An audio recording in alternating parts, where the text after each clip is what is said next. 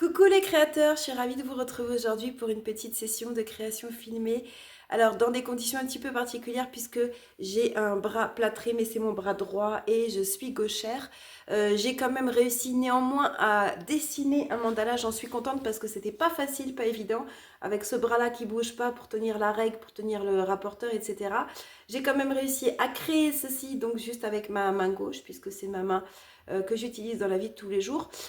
Aujourd'hui, en filmé, je vais mettre en couleur ce mandala avec les feutres, mes feutres préférés, les Stabilo Pen 68. On y va, on prend son matériel, c'est parti.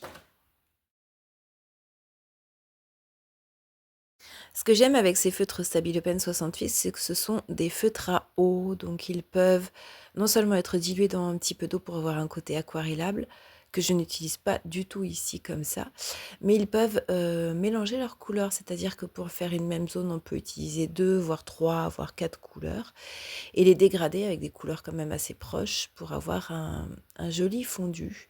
Donc j'adore utiliser les feutres Stabilo Pen de cette manière avec une feuille 300 grammes. Je travaille presque exclusivement sur du 300 grammes. C'est un papier aquarellable, donc qui permet de faire un bon mélange des couleurs, comme vous le voyez ici. Alors la lumière n'est pas forcément bonne, mais il y avait des rayons du soleil. La lumière, la petite ampoule de l'appareil à filmer est cassée, donc j'essaye d'avoir la lumière de dehors. Et puis bon, bah avec l'orientation du soleil, c'est pas forcément super, il manque un petit peu de lumière.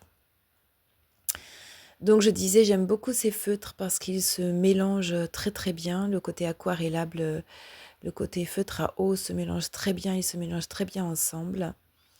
Et j'aime beaucoup les utiliser. Là, j'ai volontairement fait des zones beaucoup plus petites pour ne pas avoir à faire beaucoup de ces fondus comme ça avec plusieurs couleurs. Parce que c'est vrai que pour le coup, c'est assez pénible avec une seule main d'avoir à changer de feutre toutes les 2 secondes. J'essaye de m'économiser aussi parce que mon bras gauche est surutilisé en ce moment. Il me fait lui aussi un petit peu mal, mon poignet gauche. J'ai pas envie d'être bloquée des 2 poignets, donc j'essaye quand même d'en faire le moins possible avec mon poignet gauche. Donc j'ai fait des zones assez petites pour pouvoir les utiliser la plupart du temps avec une seule couleur. J'aime beaucoup cette harmonie de couleurs, c'est-à-dire un petit peu de jaune qui tire sur l'orange, avec tous les verts, avec des bleus assez clairs et avec un petit peu de mauve ou de violet. J'aime beaucoup utiliser cette palette de couleurs dans beaucoup de mes dessins, dans beaucoup de mes mandalas sur Instagram. Vous verrez toujours ces couleurs-là. J'utilise assez peu le rouge dans mes mandalas. Et quand j'utilise le rouge, pour le coup, j'utilise que le rouge, justement. Mais cette gamme de couleurs ensemble, j'aime beaucoup les utiliser.